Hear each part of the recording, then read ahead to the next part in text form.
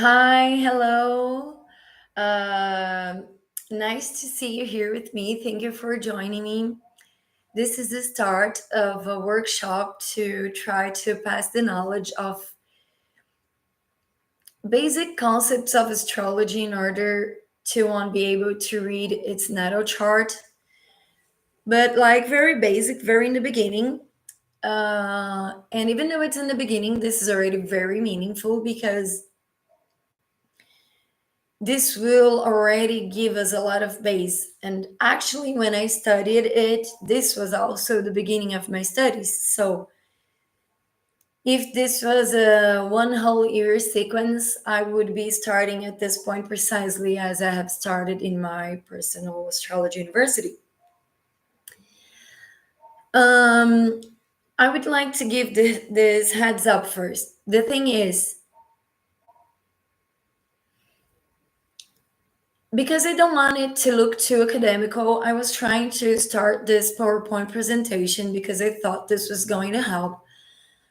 But then it started feeling to me like this was too academical, and I actually wanted it to look more like a conversation. So I gave up on the PowerPoint presentation and I decided to go along all the concepts, researching along with you guys, because this would be the path of least resistance for me. And I'm saying that because you will see me researching along with you guys, and I will be changing screens and I will show part of the concept on Chat GPT, and also I will get some images also. So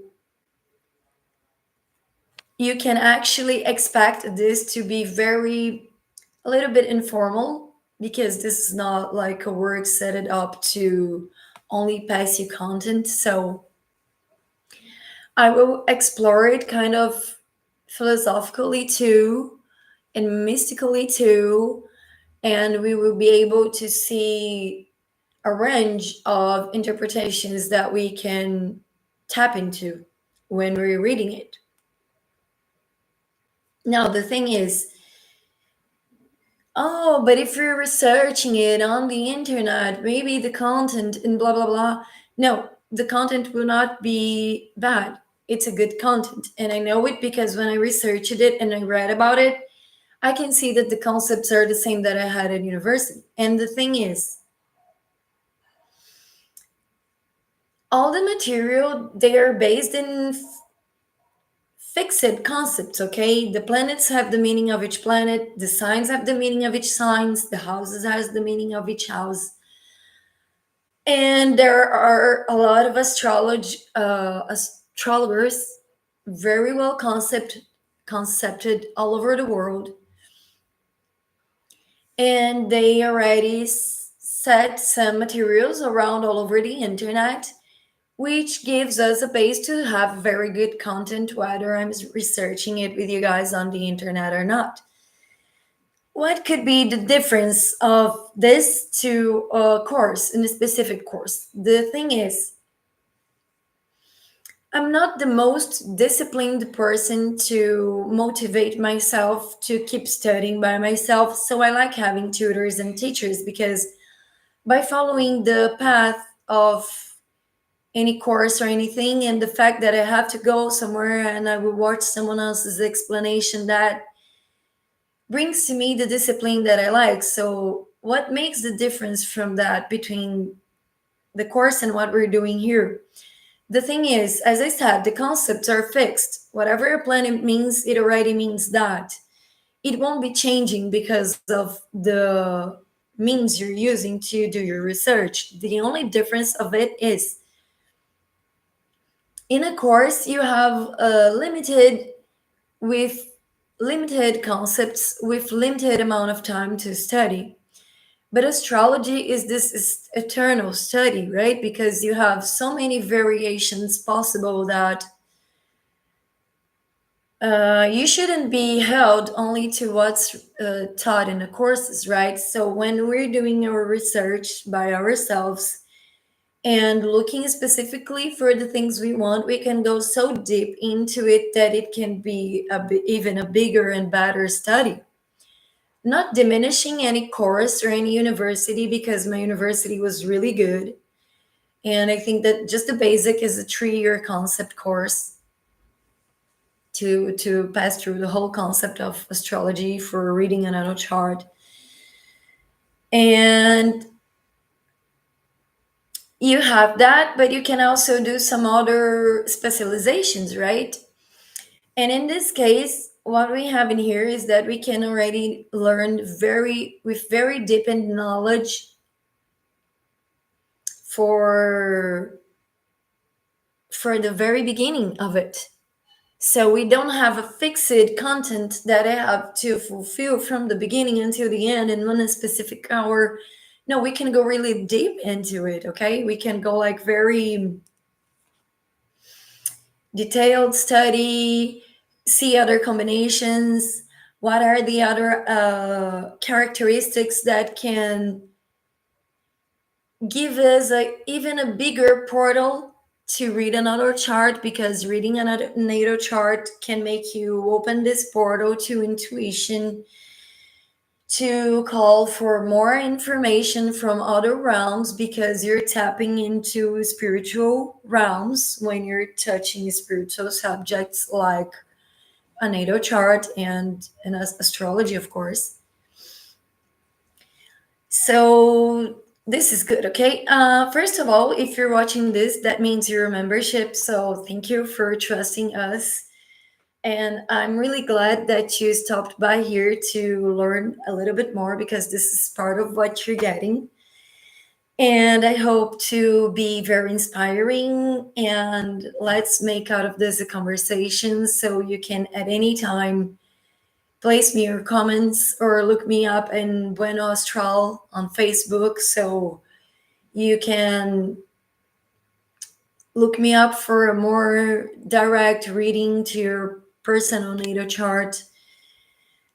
And everything is combined, right? If you're here and if I'm here, and if this whole situation was brought up here to allow this whole thing to happen, then maybe it's because I have something to evolve on it, and maybe it's because you have something to evolve with me on it too.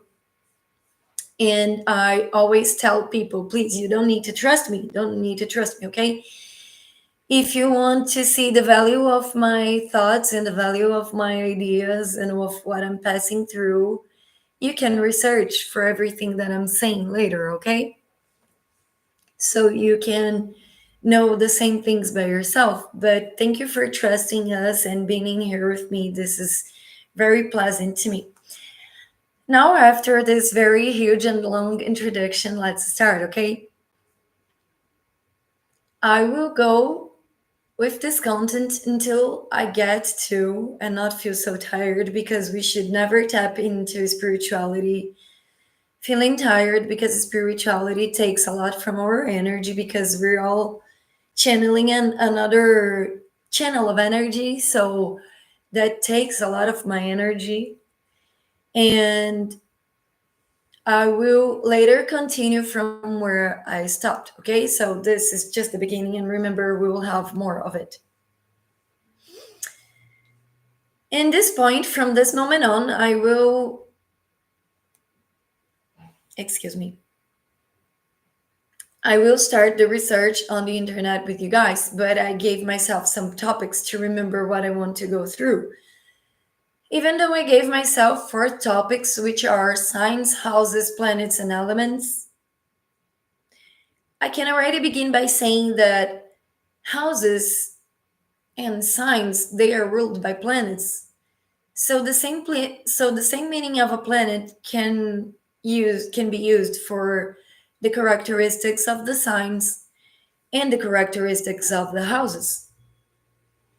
And that is a good thing, because when I'm passing you the concept of a planet or a sign or a house, you have to know that they all kind of have the same meaning. So, a specific planet will be worth for house one, and that house will have the same meaning of that planet, which will have the same meaning of the sign from house one.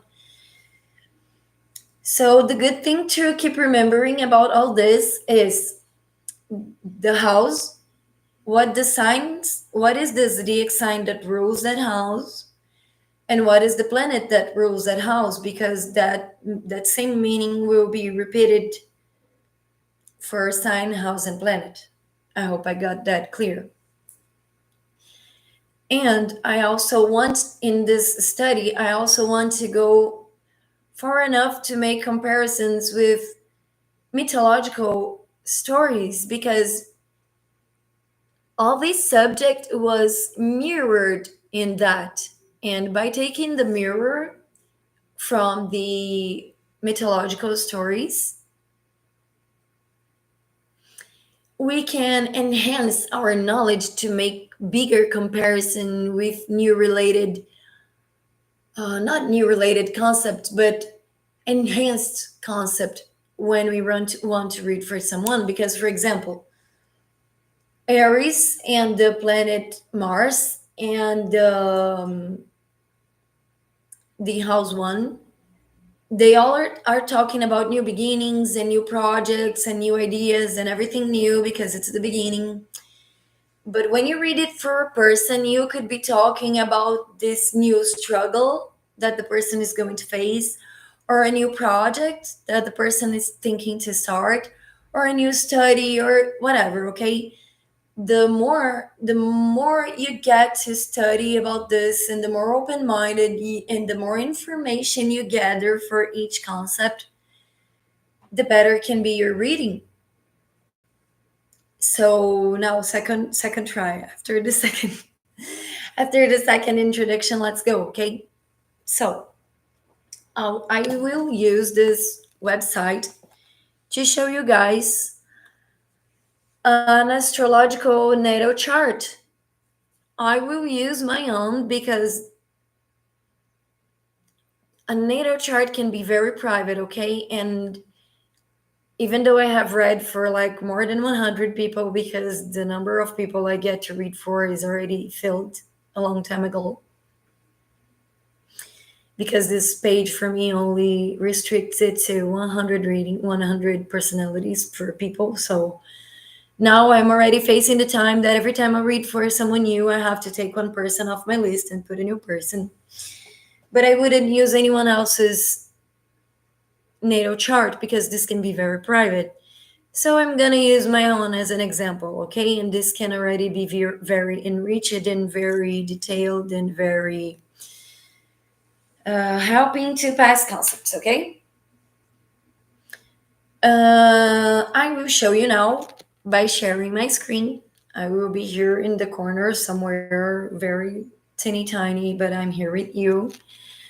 I will be showing you a natal chart, my own natal chart, and from this point on, I will be sharing with you guys all my screens, so I don't have to keep coming back in here all the time to share a new screen. Okay, so I'm making out of this a very simple walking through the concepts because, as I said, it's my path of least resistance, right? So, and the paths of least resistance, they take us further. So this is good for me, okay? If I get at any point too complicated, I will be hoping to have your comments to help me out on that, because as I said to you, I hope this to be a conversation. And not just because I'm here passing the first concepts, but I am also always learning. Few days ago, I saw this totally weird map about the April 8th, and it was so powerful that I already got new things going on in my mind. I will be talking about this tomorrow on the April 2nd. And okay, this is it. Now I'm going to read my own natal chart. So let me show you. I'm going to share my screen with you. I hope you guys can hear me well. You will look at me all the time, kind of facing my notebook, my laptop, because I will be showing to you all those studies. So I will partially look to the camera and partially look to the notebook. But I'm here with you guys, okay? Okay, let me share my screen just a bit, please.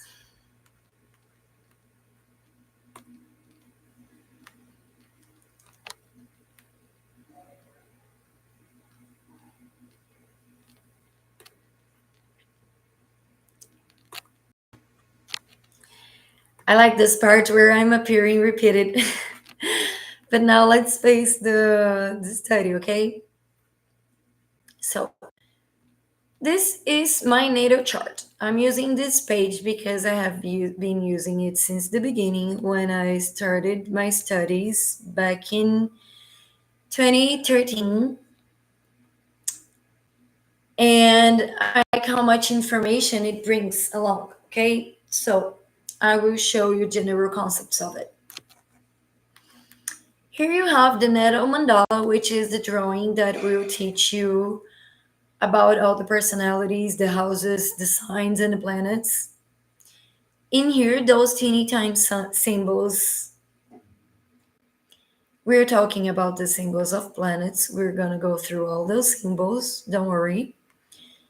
We have in this larger circle on the outside, we have the symbols of the signs, zodiac signs. And in this interior, each of these triangles, we call them houses. And those houses begin in this line. Okay, I will also open a translate screen in here because I need to remember some words. Sometimes I forget them in Portuguese and sometimes I forget them in English, so this will help me out. So,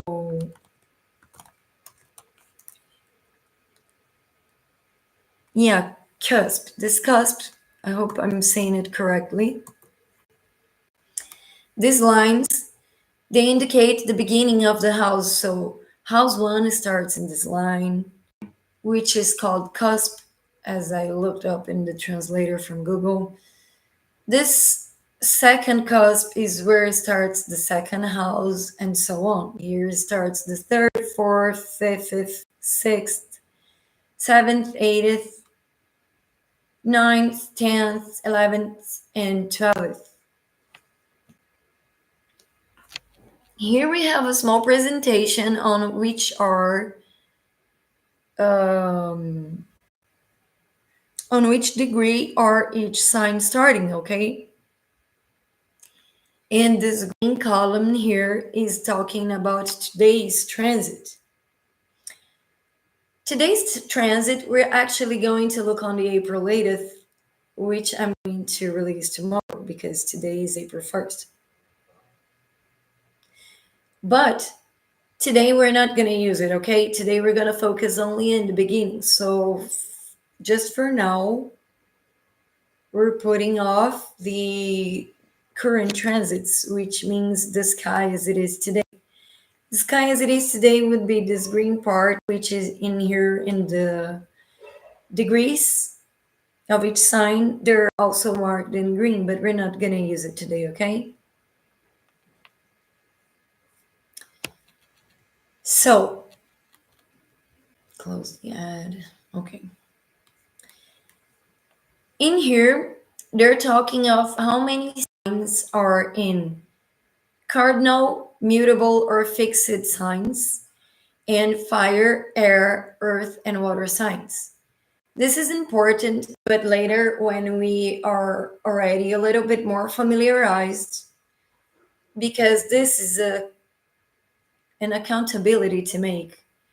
This gives us the map signature because sometimes you're in one sign. For example, I'm Scorpio, as you can see in here. My sun is in Scorpio, which I totally love, even though Scorpio is a bad spoken sign. That doesn't matter. We're too powerful, so that would be kind of obvious. And sorry about that. And even though I'm a Scorpio, because of how many points each of my planets have, and because a lot of them are in very specific positions, it so happens that the signature in my map is actually in Taurus, and that means a lot. But as I said, there in the front, when we have already enhanced the knowledge, I will teach you also how to do that account.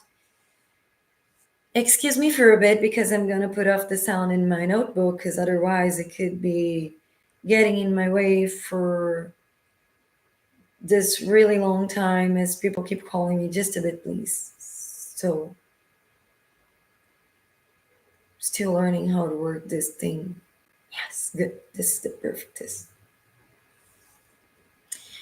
So, in here, down here, we're going to see a bit in the end of this workshop, but we're going to see it very soon enough.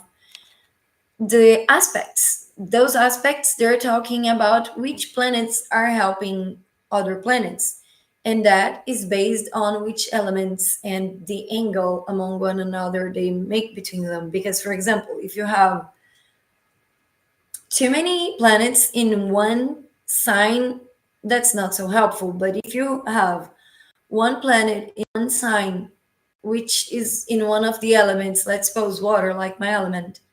So if you have a planet in a water element, and then you have more planets in other water elemented signs, they will be helping each other when your life passes through the subject of those houses. I did this comparison before for the public streaming.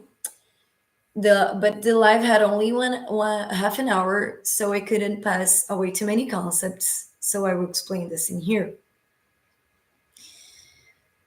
Um, the elements when they're combined, for example, as I said, if you have a planet in one water sign and another water sign, they will be helping each other.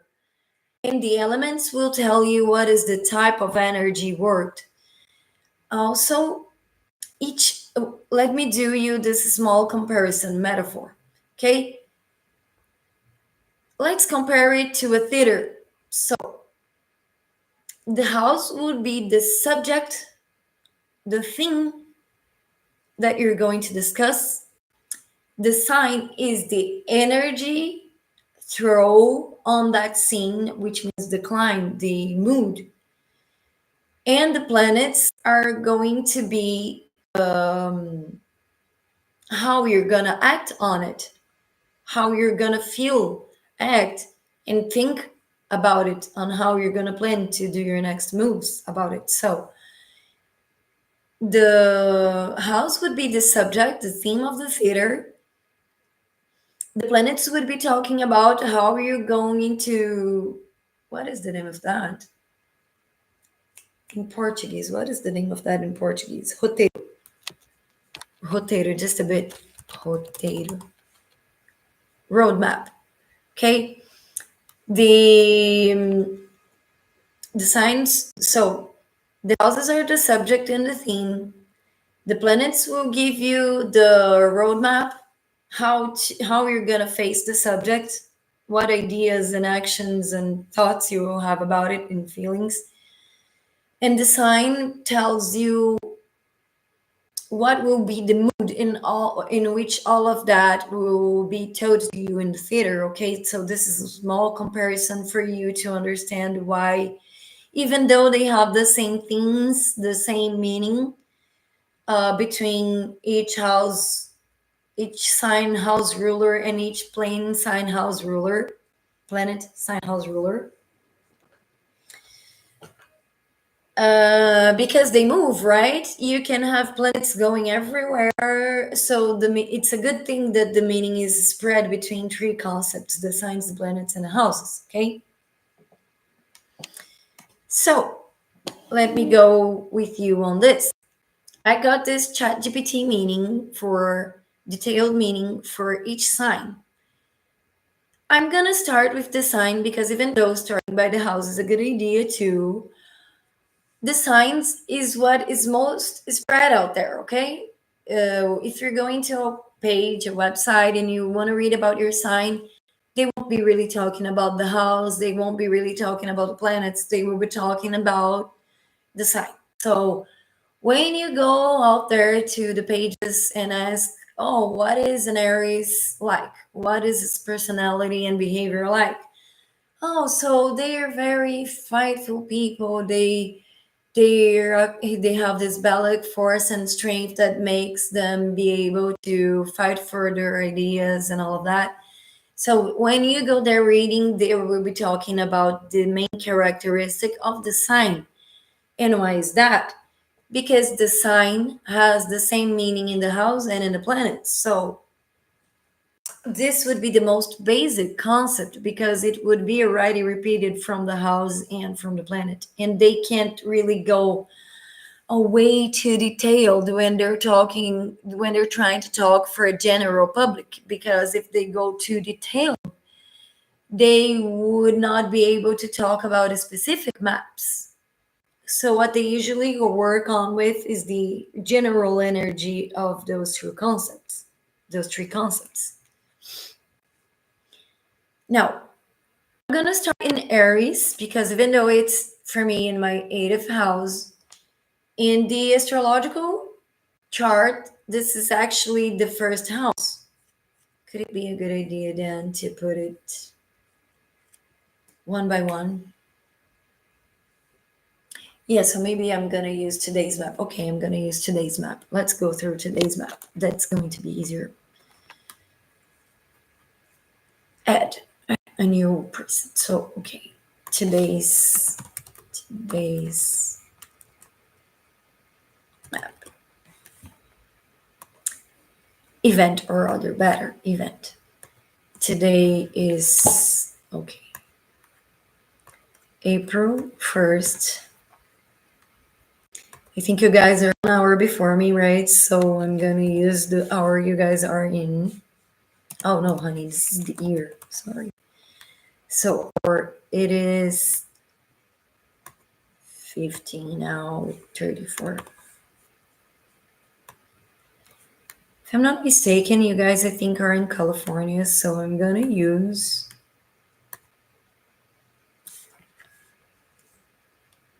Redondo Beach because I need to use the same geographical space as a reference. So if I'm not mistaken, I think that the page is from California, so I will start in Redondo Beach. Redondo Beach, honey, Redondo Beach. Yes. If I'm mistaken, I'm sorry, I haven't. If you guys are in another state, I'm so sorry. I for some reason I have California in my mind, so we'll use this as a reference, okay? Okay, now we got a very brand new map. Oh my god. Not a good idea because all maps are aligned. Oh honey, don't go that way. Guys, I'm so sorry. I'm gonna use my own because we're still facing the same situation here. Map is the Aries is still in the ninth house, and okay, this is a good map for who borns today, but not a good map for a good example to study right now. Okay, so I'm sorry. I'm gonna go back to mine. It will be better, I think.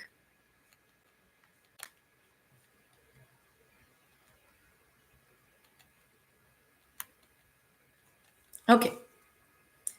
So what you would actually have in here would be Aries starting in here. Danny, are you sure you don't have any of that? Maybe on somewhere.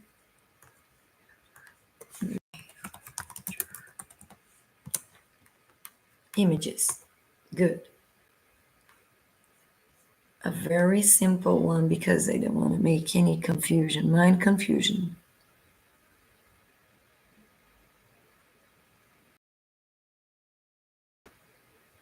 Okay, this is a good one. Okay, this is even better. Okay. So on your picture,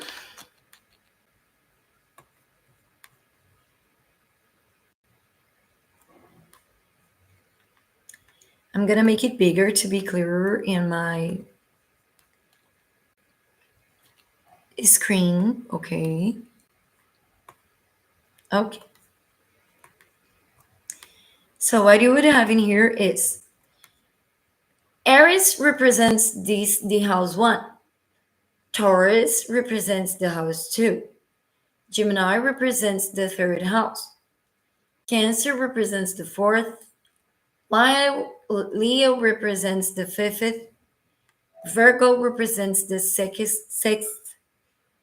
Libra represents the seventh. Scorpio represents the eighth. Sagittarius represents the ninth.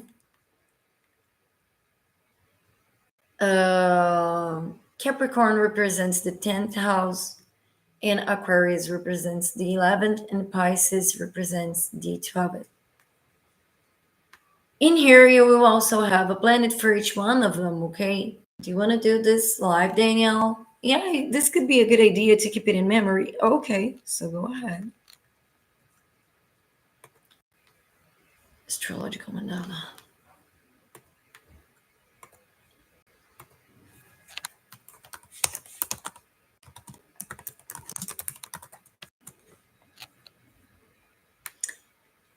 And why am I doing that? I will show it to you guys. Where's my paint? I'm gonna go very simple, guys. I'm not super image worker, so I'm gonna work on this in a very simple way. So, open.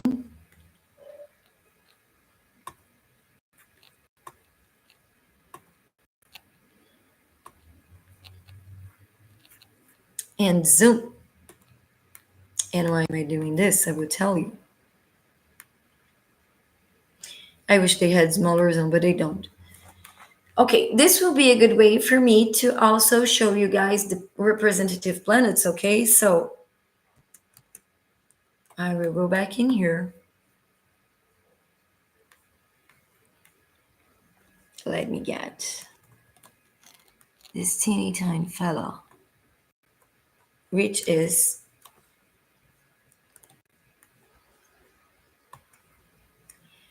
the representative of Aries, okay? So in here, not a good one, honey. Make it bigger, actually, to help you out. Okay.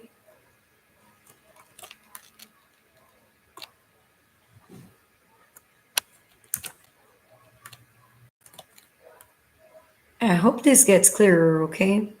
Okay.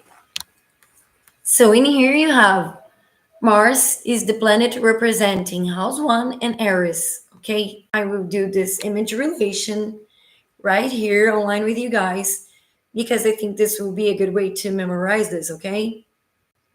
And by saying that, and by repeating each planet, you will also know what are the symbols of each planet. Of course, that if you are an astrologer, if you're familiarized with it already, you probably know it by heart. But I'm actually trying in here to talk for people in the very beginning. That's why I'm giving such a detailed explanation. So here we have Mars representing house 1 and the sign of Aries. Where is my darling dear Venus? Here she is. We have Venus representing the second house. Danny, this is not the best image. Sorry, guys, this doesn't seem to be the best image, but I get to guys I hope you guys get to understand. When we go talk about Gemini, we have this.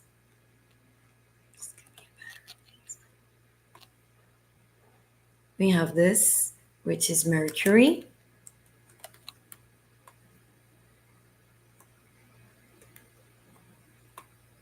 Yeah, it's showing better. Go like that. Guys. Okay.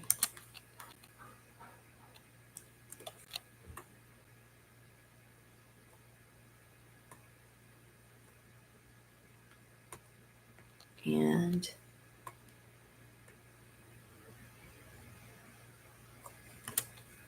where is my Venus? That's Mercury, Venus. Honey, where are you? Oh, there she is.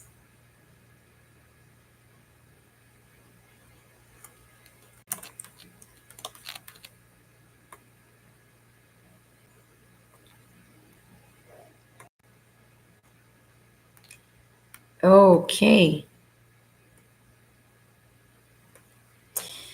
So we have Gemini with Mercury, we have Cancer in the fourth house with the moon.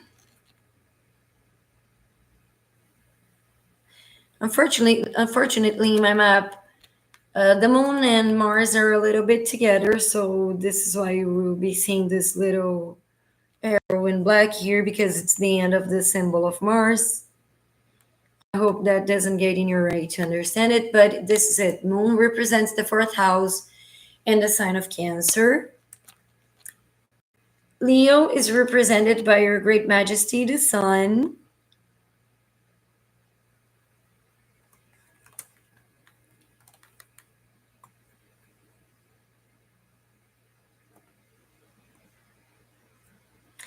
So the sun represents uh, the sign of Leo and the fifth house.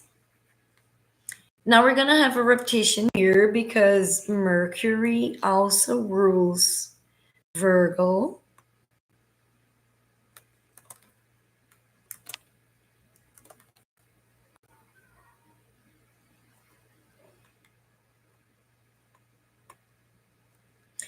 We will have another repetition here because Libra is also ruled by Venus.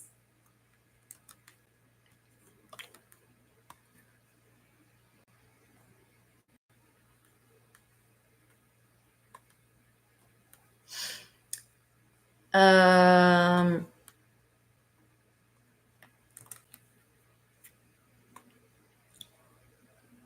Now we're gonna go to Scorpio. Scorpio has this different characteristic, right? Because Scorpios, we have this different characteristics.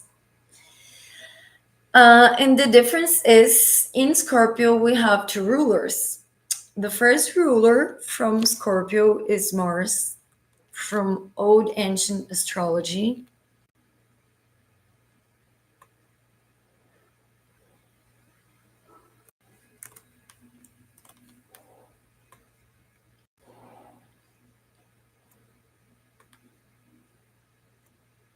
I'm gonna make it smaller so it can fit the second planet as well, which in this case, even though it's no longer a planet, here we're gonna call it like that anyway, it's Pluto. Pluto. This is ruled also by Pluto.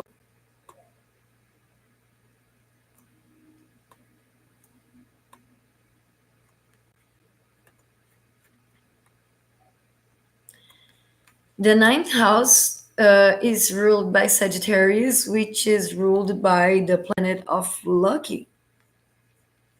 Then you get another map just to. Oh, better like this. Put it like this. Planets, symbols.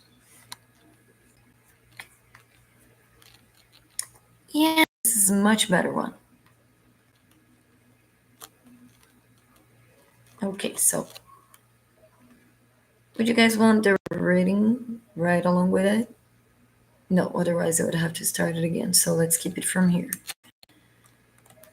Okay, so much better, right? Sagittarius is ruled by Jupiter. Now, I have something very important to say at this point. In my university, we learned that Sagittarius is ruled only by Jupiter. But there are lines of studies that also puts in here a second planet, which is Neptune, which is this symbol in here.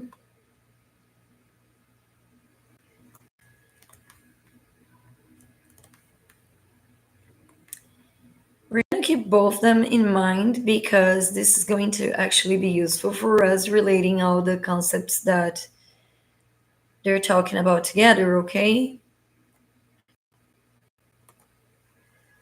The 10th house is ruled by Capricorn, and the ruler planet is, where is my Saturn? There it is. Saturn.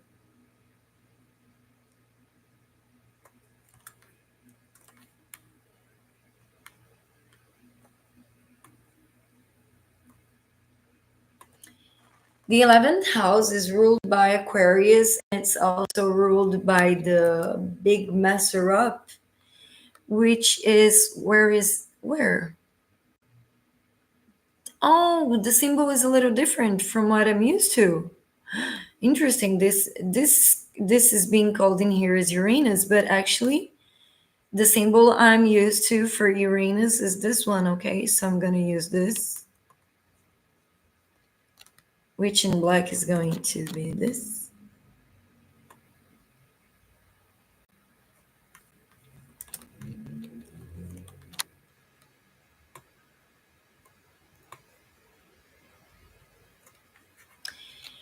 And the ruler of the house 12, that is also ruled by the sign of Pisces, is actually Neptune. Neptune.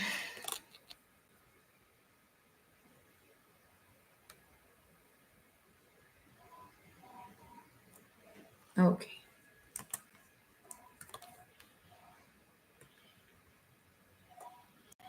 This relation, guys, is super important to understand from the beginning. And why is that? Because once you understand that every single one of them have the same meaning, the house, the sign, and the planet, you will know that even if the planets move or the signs move around between the houses, those symbols will be mixed, and they will be talking about the same sort of thing because they have the same meaning, but for different situations. Okay, I hope I got that clear. So let's go back through a small overview from this beginning. So Aries holds the house 1 and is ruled by the planet Mars. The second house is ruled by Taurus and Venus. The third house of Gemini is ruled by Mercury. Yeah, Gemini. The fourth house is ruled by the moon and Cancer. The fifth house is ruled by Leo and the sun. The sixth house is ruled by Virgo and Mercury. The seventh house is ruled by Libra and Venus again. The eighth house of Scorpio is ruled by Pluto and Mars. The ninth house is ruled mostly by Jupiter, but some people also count that is also ruled by Neptune, and is also ruled by the sign of Sagittarius. And the 10th house is ruled by the sign of Capricorn and Saturn, the planet. The 11th house is ruled by Aquarius and Uranus. And the 12th house is ruled by Neptune and Pisces. Okay, here we got our first beginning. So now here you have the general way of reading a map. This is good to put for you guys like this. So Danny, go back in there, enhance the picture. Fortunately, I'm not getting to enhance it also. Okay, so save it. Good. And then you can open it on somewhere else. Good. Love and Moon Boutique material. Okay.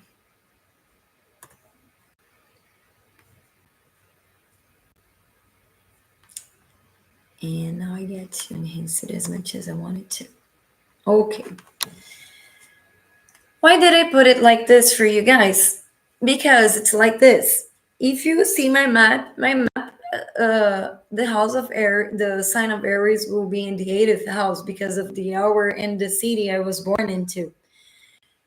But because I'm going to pass you guys the concept from the beginning, let's still not move the whole natal chart mandala in hours, okay? Let's stay in the beginning like this. So you will know that sign 1 is in house 1 with its ruler planet. and so on until the 12th house. Now we're going to go through the meaning of each one of them, okay? Let's go into Aries, and for that, I will take my research on ChatGPT, which is really good. I will not read the whole thing, but it's going to give me a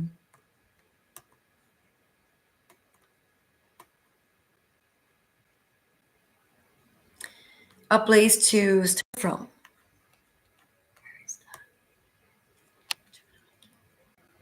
Okay.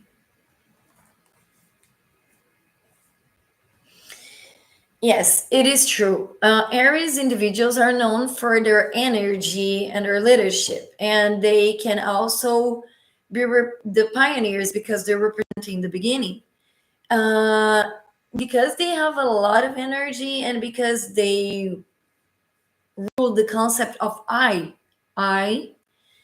they have this very inner power to start and take action because they have this all over energy, all over this energy going all over the place. They have a natural enthusiasm and courage for life, and because of their energy, they could be super sportive. It's super common to find an Aries person totally involved with sports and body working and all those things because they have this overflowing energy within themselves. And because of that, because they are very actionate, they're very into action and they think and they go. They're not so ponderative. They're not so, what is the word? They can be impulsive. Yes, they can act on impulsiveness. They are kind of visceral. They want and they go, and they want to say, they don't think, they just say because they're very respectful of the I, as in I myself. They rule the I and the I and the myself. So they have this inner self respect. And because of that, you can see Aries very much in love with themselves, which for some it can sound egoistical, but it actually is talking about self love, okay?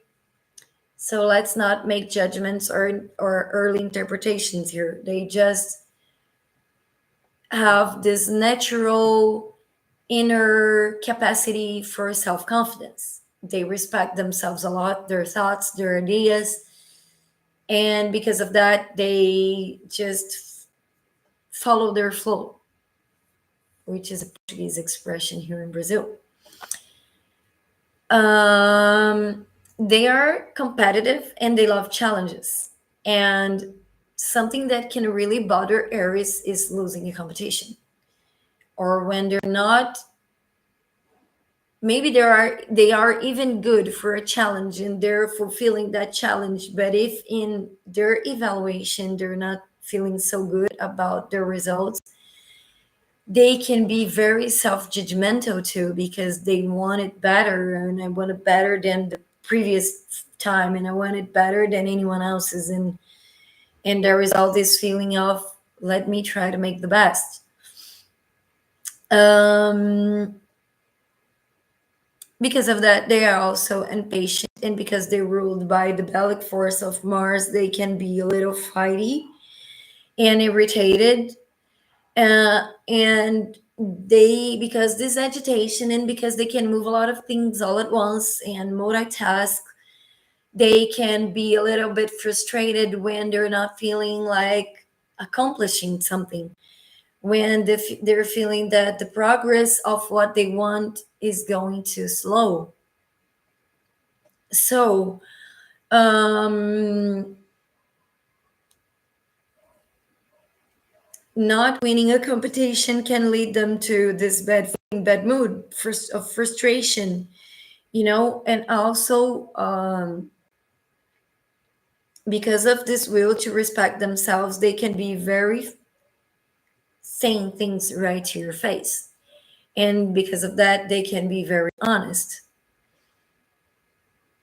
uh, um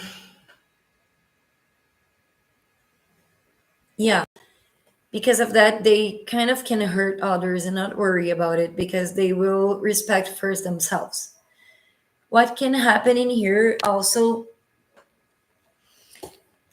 sometimes it happens that because they value so much their opinion, they're not so much willing to hear others. That could be one of their weaknesses. And because of that, for example, let's suppose you're dating someone in Aries and you feel like that person has something kind of upsetting to tell you. Even though they're honest, they maybe not want to tell you the truth because they feel like how they feel about that thing or what they think about that thing, what they think about that thing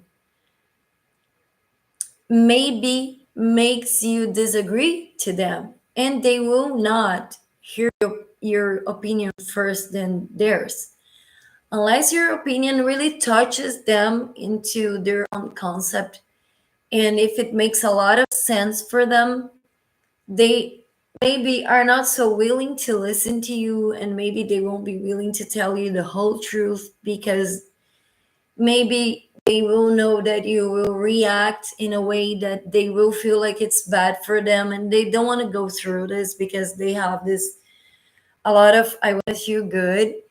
So maybe even though they're honest, they're more like honest in friendship when you can say to your friend everything that you feel like or you think right to their faces. But maybe if you're dating an Aries and if you're jealousy, and that could be a reason for them to not tell you the whole truth because they will not respect your upsetment first instead of their liberty.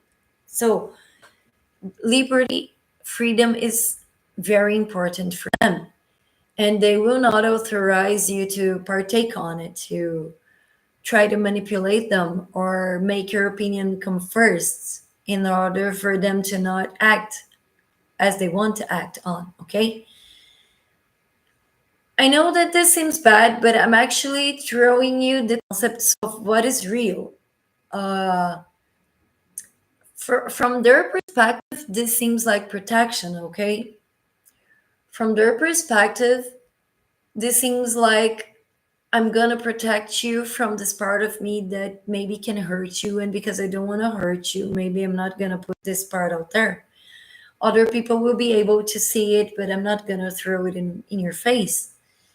So this can sound a little bit bad, but it's actually some sort of protection in their point of view. Okay, and a lot of people do this, right? So following to the next sign, we're gonna enter Taurus, which is representative of the second house. A little bit more about Aries. Okay, because Aries is the very first beginning. It's also representative of newborn babies, and it's representative of our the first world, the first family that is in our lives right when we are in the beginning. And I use that to tell the continue. Guys, just a bit. I need to know how to say that. I'm always using it incorrectly. I think continuosity. Just a bit. Continuidade.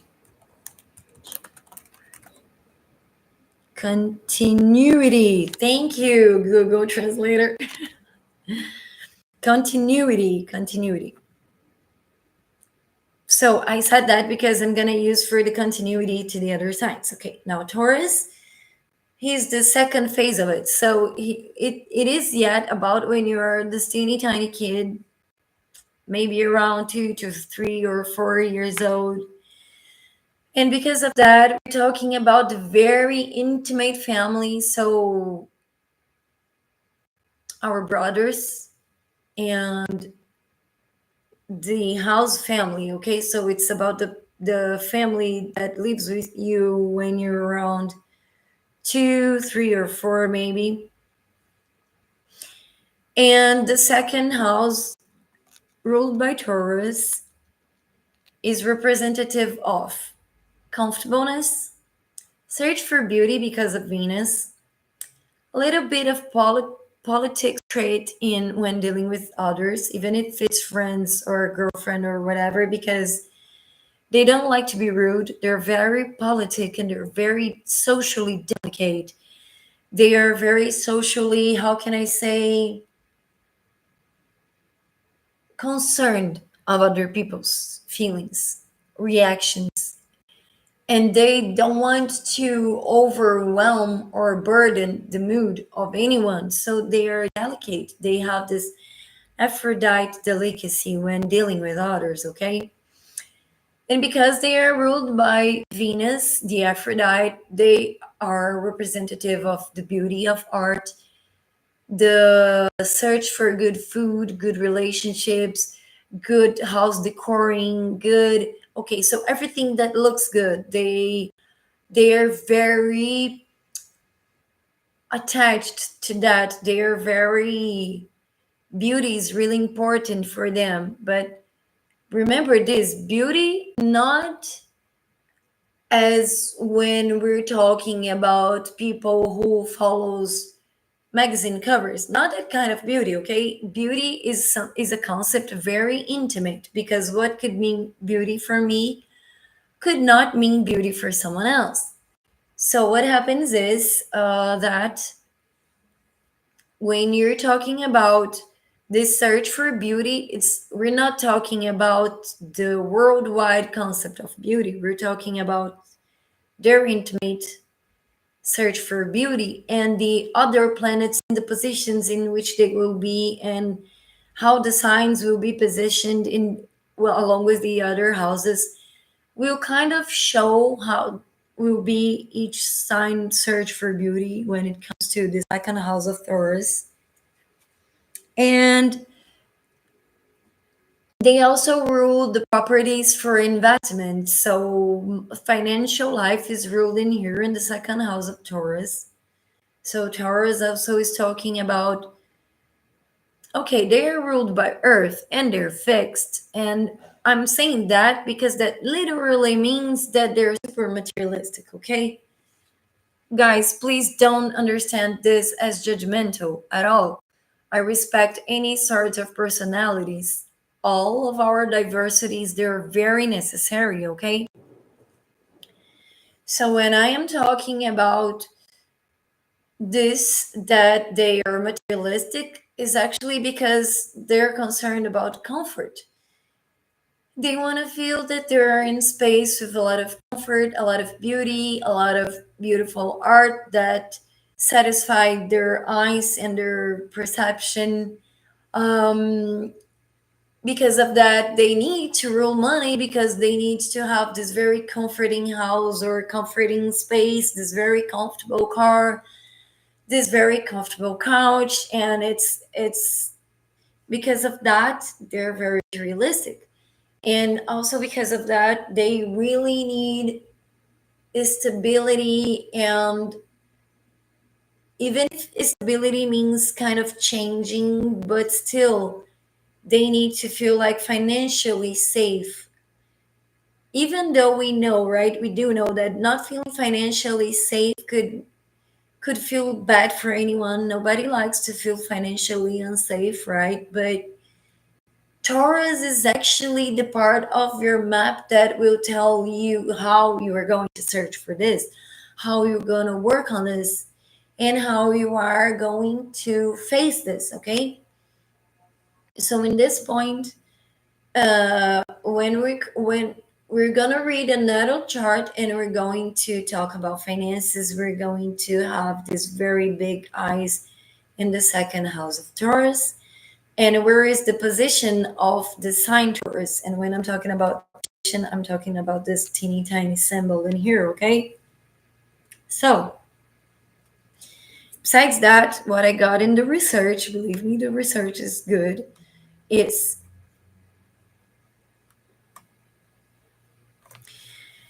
Taurus are individuals that value stability and comfort, as I said, often showing a keen interest in material possessions and pleasures. They are incredibly loyal and reliable.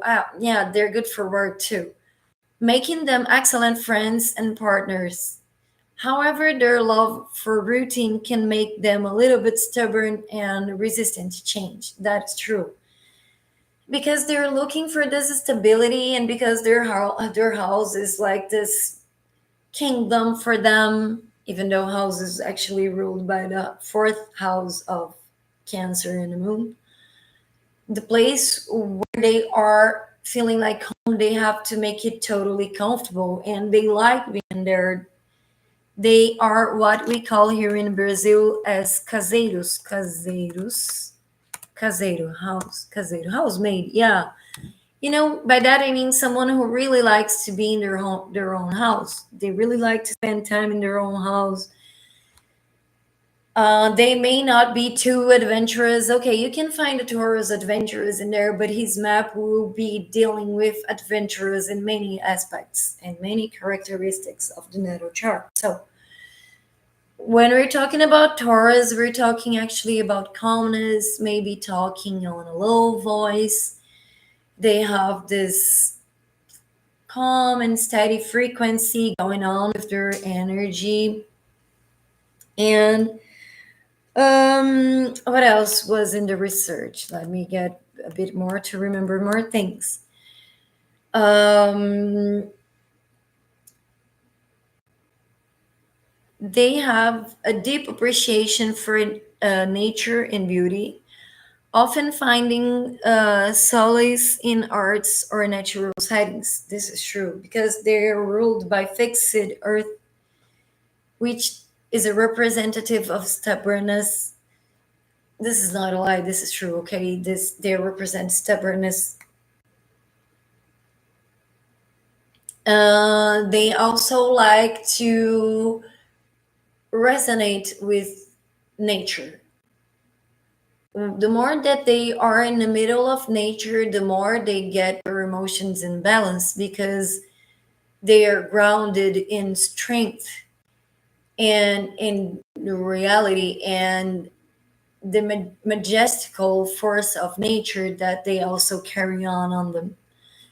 So, because of that, they also like playing with plants and gardening, and they are really good handed in that. If you want to create an horta, what is horta? Horta.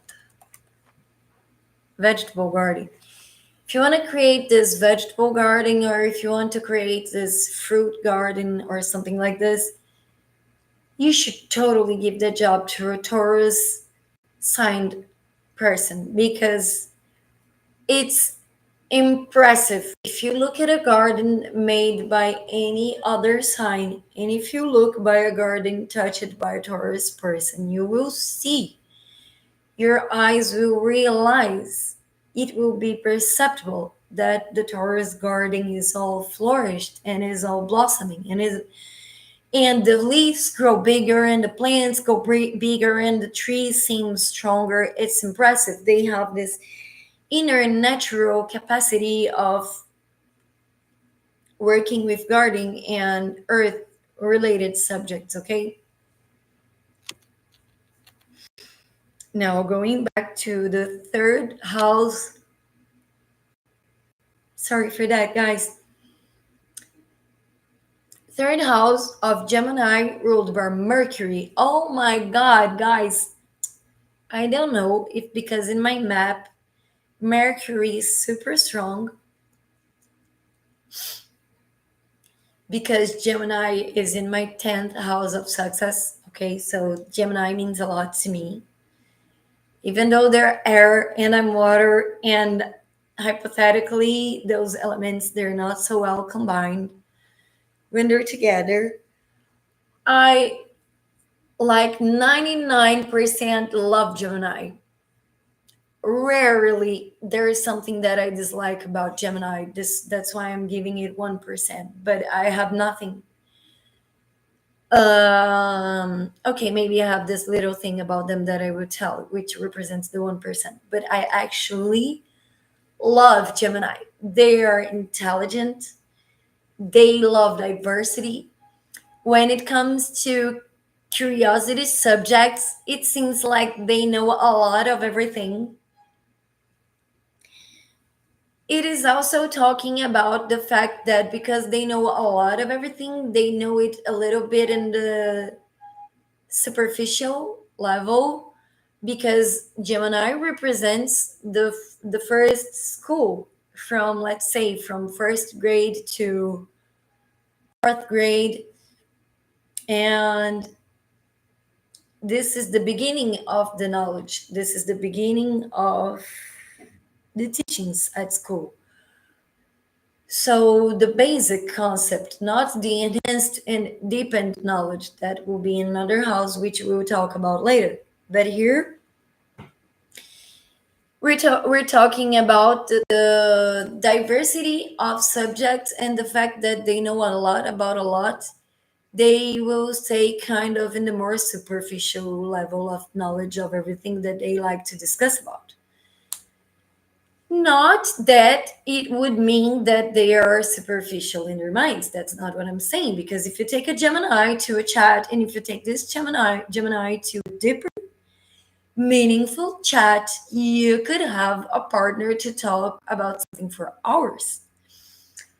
And this is actually representative of that for me, because some of my best friends are in Gemini, and the fact that I really like deep, deep, deep, deep, deep philosophy, and the fact that sometimes I want to discuss very deep concepts with some people, and I look for my Gemini friends, and they get to go along with me through those chats, through like hours ahead, and they always can use their curiosity to make you questions, to make you go even deeper. And by you going deeper, you're giving them ideas. And because you're giving them ideas, they will be able to explore that along with you. And they're really good in conversation. So the third house and Gemini and Mercury, they're representative of communication. And they're representative also of intelligence. When I'm talking about intelligence, I'm talking about the practical intelligence, that one which you can find in people. Sorry for that, guys. And this is important because they make very good friends. What people talk about, oh, but they're Gemini, they have two faces. They can go from one extreme of a subject to the other extreme, and then they can explain both extremes and make you believe like both extremes make sense. So because of that, they look a little bit like fake people. Guys, cut that off, okay? If someone is intelligent and smart enough to get to understand true extremities of a concept and get to explain to you both extremes, and they can also make it make sense for you, this is showing off their intelligence. And people go along with what they feel it's best for them at each time, right? So, for example, I have this friend, one of my best friends. We are very clear with each other. We talk things, even when they're negative, we just tell each other because, in our opinion, this will help the other friend grow. And that's how me and my friend go together. She's not necessarily from Gemini. I'm going to use this as an example. Okay. So let's say that in a specific day, we are having this conversation about relationships in general, and then we can talk about jealous people and how this is bad. But then in the other day, that same person is feeling a little bit jealous, and then that person will talk about jealous in another way. So that person can comprehend people who don't feel jealous and people who feel jealous. So let's use this as an example. So you're talking to a Gemini, and you're talking with this Gemini, and he's saying to you, Oh, jealous kind of makes bad for you. People should get over jealousy, and this is total true. Anyone can see that because this is not part of what will do you good. And he will be talking to you like this today, but then tomorrow he will face another friend and she's totally going through this jealousy crisis because her boyfriend la la la, and she's totally feeling insecure, and her Gemini friend understands her. So in that day he will tell her other friend, oh yeah, jealousy, people who causes you to feel jealous, and they will seem to be talking of the same subject but from a negative perspective. This is not because they're two-faced. This is not because they're fake. This is not because they seem to be lying their opinion to you. No, this is just because they can see both sides of things. They got this Gemini perspective as if there were two sides in their vision. So, because they represent the Gemini, which is talking about at least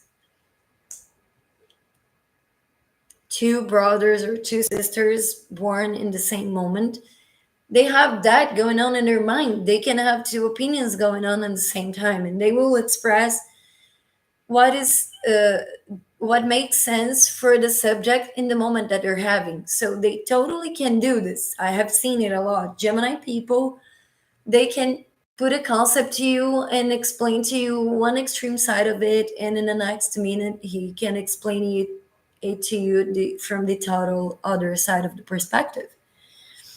This is representation of their intelligence, right? So in this point we find also that wittiness. Do you know people who are witty, who get smart answers, smart and fast answers for things? We're gonna find that in here. Now, going to the fourth house, we have the moon ruling the fourth house and Cancer. Guys, I forgot. Just let me see if ChatGPT brings something different from what I spoke, because let's enhance our knowledge, right? So just a bit about Gemini and ChatGPT. When I asked him to give me details about behavior, okay, of each sign. So the element is air, and the behavioral traits are Geminis are characterized by their adaptability and intellect. Yes, adaptability too. That's what I was talking. That's why they can explain both extremes. They are curious about everything, true, leading them to a broad range of interests, true too. They are excellent communicators, able to share ideas clearly and charmingly. Okay, remember, expression can be spoken, expression can be pictured, expression can be painted, expression can be danced, expression can be sung, expression can be writing, expression can be creating a movie, okay?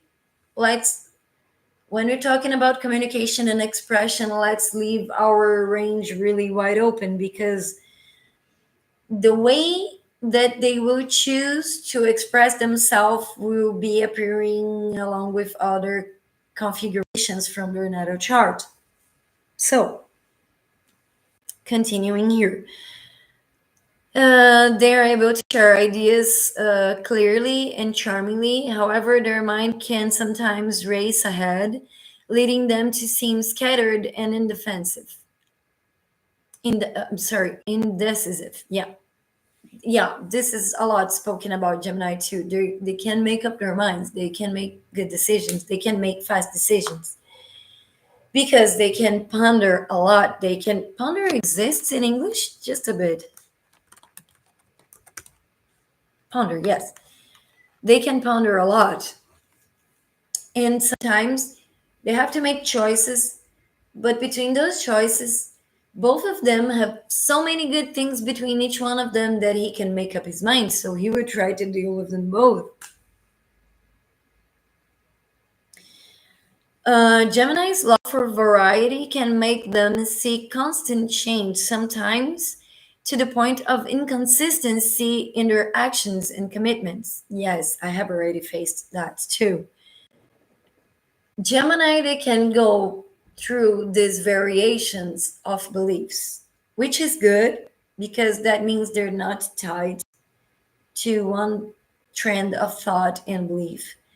And because they are very curious and because they can research a lot for that curiosity, they allow themselves to be open minded enough to change their opinions. So it is really, guys, super possible that you start a relationship with a Gemini, and this Gemini is totally wanting monogamy, and he only wants that person, and he's totally in love. He will be totally like relating to the other person on one, but then life's histories and life's changes and the things that they read and the things that they learn from each other maybe cause them to slowly or fastly change their minds. Not so fastly, but sometimes fast enough to upset others. Out of nowhere, he will be talking to you. Hey, I was thinking, and I thought a lot because that's one of their characteristics. Maybe I want an open relationship. Can that be discussed? So, because they can see good sides in both extremes, they can in one day propose to you monogamy relationship, and then 3 years later he wants an open relationship.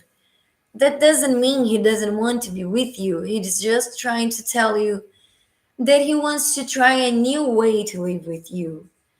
And that maybe in this way you can elaborate new rules so things won't escape from what's really the center of what's going on, which is the main relationship with you. And that's when people start saying that maybe they're fake, but it's not, okay? This is just their capability of changing their mindsets from one period to another.